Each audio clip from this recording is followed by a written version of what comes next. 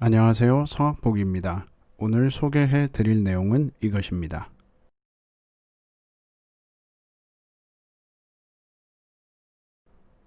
후드 전문가이신 아론 지글러와 마이클 존슨은 노래를 전공하는 대학생들이 그들의 악기인 후드의 지식에 관련된 테스트를 한 결과에서 노래를 전공하는 대학생들이 전공하지 않는 학생들과의 테스트 성적에서 크게 차이가 나지 않았다고 합니다. 다시 말해 노래를 막연하게만 부르고 배우게 되면 가수 개개인의 가진 능력, 즉 선천성에만 의존할 수밖에 없다는 것입니다. 노래를 사랑하는 우리는 이러한 사실에 용납이 될 수 없습니다. 본론으로 넘어가겠습니다. 여기 10가지 예방 방법을 제시합니다. 후드의 위치를 점검해 주세요. 후드 내리기에 대해 많이 들어보셨을 것입니다. 그만큼 후드의 위치와 릴렉스는 노래에 크게 영향을 미치기 때문입니다. 그리고 웜업을 하실 때 허밍부터 차근차근히 연습을 해 나가야 합니다. 단번에 소리를 크게 내게 되면 성대 점막에 손상을 주기 때문입니다. 명심하세요. 웜업입니다. 버닝업이 아닙니다.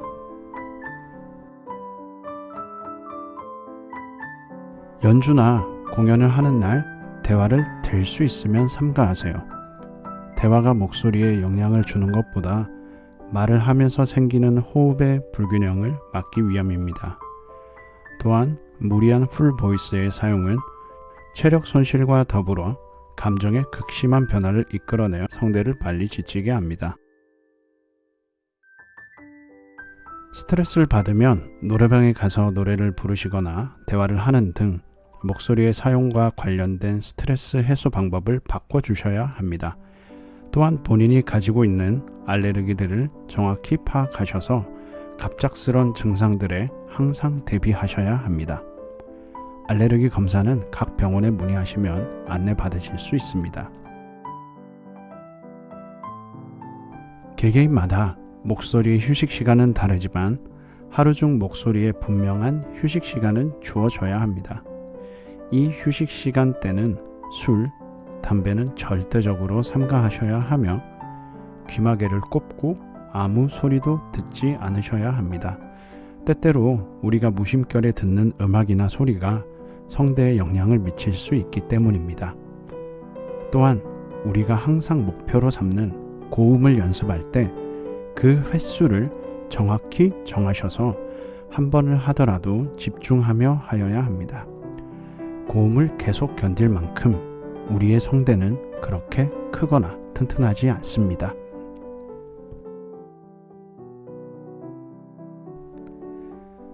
여성 가수분들에게만 해당되는 요소입니다. 월경의 주기를 잘 파악하셔서 연주 날짜나 연습 날짜를 정하셔야 합니다.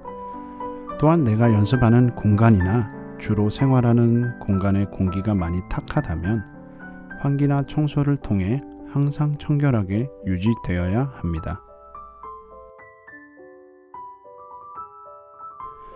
어떤 연습실들은 방음시설이 너무 잘 되어 있습니다. 이것은 가수들에게는 치명적으로 다가옵니다. 어떨 때는 숨쉬기도 불편하고 나도 모르게 풀보이스로 연습을 하게 됩니다. 그래서 이러한 공간에서는 아크릴판이나 거울을 설치하시면 조금 나은 환경을 조성하실 수 있습니다. 또한 이동 중에는 항상 마스크를 착용하셔야 합니다. 그렇게 하여야 예상치 못한 외부 환경으로부터 자신의 목소리를 지킬 수 있습니다.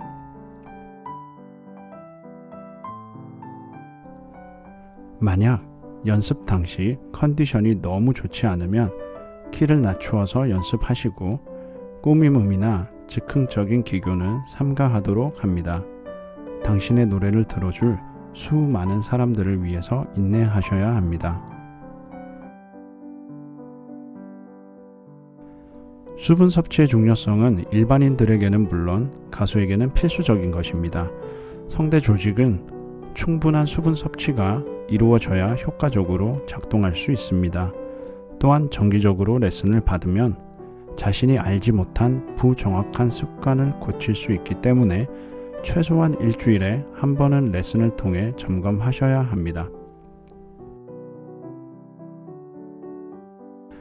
만약 연습 중 목이 아픈 증상이 계속 지속이 된다면 그것의 증상과 증상이 일어나기 전 방법을 점검하셔야 합니다. 그리고 충분한 휴식 후에 다시 점검하는 방법으로 되돌아갑니다.